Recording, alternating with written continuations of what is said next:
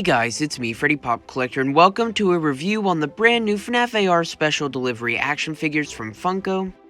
These kinda just showed up out of nowhere. Even 2 weeks after knowing of their existence, Funko still hasn't officially revealed these. If you're wondering where I purchased these, I got them off Mercari, so don't expect to see them in stores, unfortunately. As far as characters go, what a great bunch to choose from. Toxic Wasteland and Arcade Mayhem are easily some of the best FNAF AR events of all time. Not only are they nostalgic, but they introduce some of the best skins to FNAF AR. Before we take a deep dive on each figure though, let's take a closer look at this box art. The letters on the name tag look familiar to me. I don't know if this is the same for you guys, but this really reminded me of the Lumix's teasers for Toy Freddy back in Valentine's Day of 2020. I have absolutely no idea if this was intentional, but hey, apparently these figures can glow in the dark.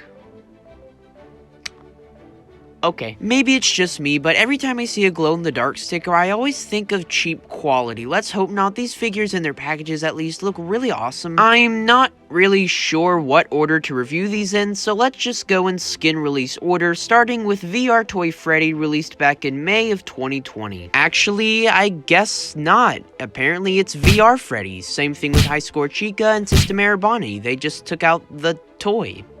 Not sure why, but okay. I'm so excited to have actual FNAF AR merch now, so let's not waste any more time and take a closer look at this guy.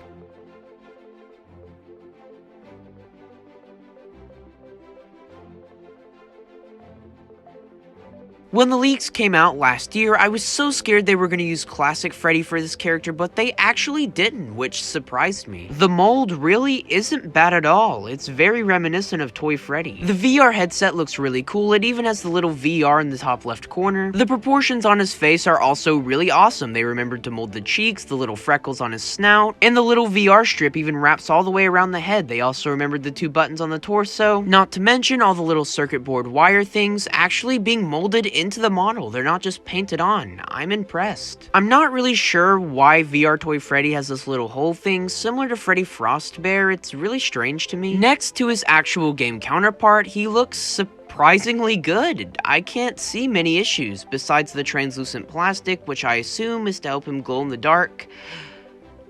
I would give this figure a solid 7 out of 10. It would have been probably a 10 out of 10 had the plastic not been translucent. It just really makes it look tacky. Also, not sure if I mentioned it, but these new figures are made out of a very bendy plastic. Not sure why, but alright.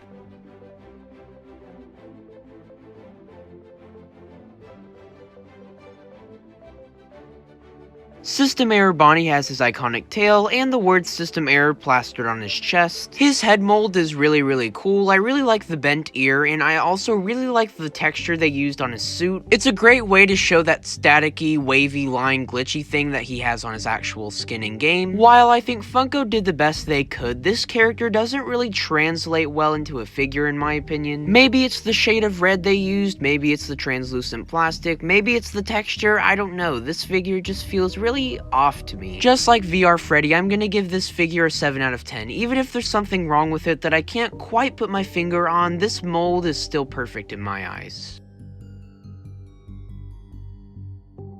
Wow, this figure looks a lot better in person than it does online. First, let's take a closer look at this cupcake. She can actually hold it for one, which is impressive, and also the design is really cool. Literally looks like it was ripped straight out of the game. I also really like the way they represented the texture on her suit. It looks really natural, not too forced like System Error Toy Bonnie's did. As far as I can tell, the bib seems to be completely accurate, no complaints here. The blue color they chose is close enough. It kind of looks like deodorant though. Just like Toy Freddy and Bonnie, Toy Chica has great hand and feet molds. Overall, I really like this figure. It's the least translucent of the 3 we've looked at so far, so I will give this one a 7.5 out of 10. All of the arcade skins are about the same level of quality in my eyes. So now let's move on to the Toxic Wasteland skins, starting with Radioactive Foxy.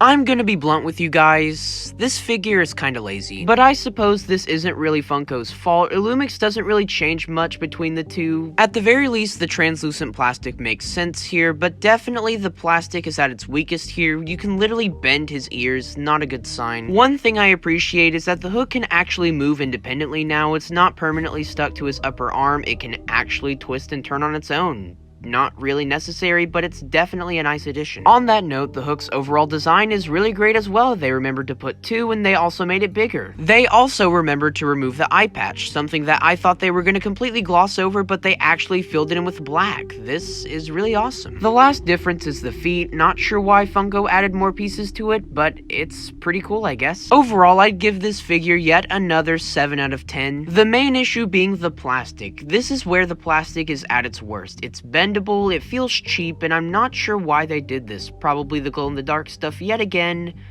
unfortunately.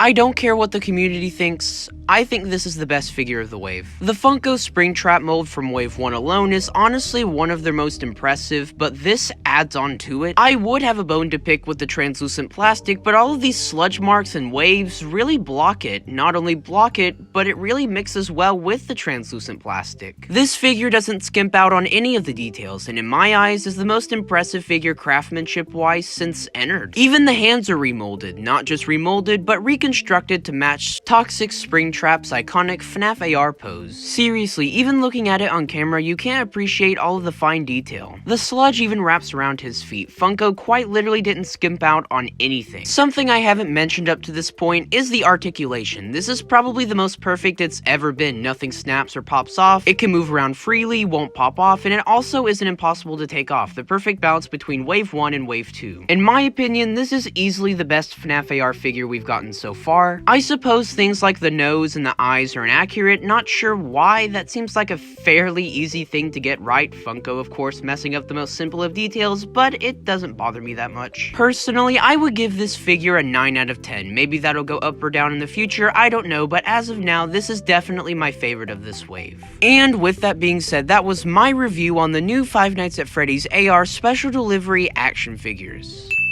Thank you all so much for watching. Overall, I really like this set. While the overall molds were pretty much some of the best I've ever seen from Funko, unfortunately, it really falls flat in the quality, i.e. the glow in the dark. Maybe that's not why they made them translucent or out of a different plastic. Maybe they would have done it anyway, I don't know. I just want to think that that's what the problem is. I'm not 100% sure, but my personal ranking of these figures will go number 1 Toxic Springtrap, then Highscore Chica, then VR Freddy, then Systemair Toy. My least favorite was probably Radioactive Foxy. I like all of these figures. They were all in the average range, and it's so nice to finally get molds for the toy animatronics. But anyways, that's all I have for now. Thank you guys so much for watching. Like and subscribe if you're new, and I will see you guys in the next video.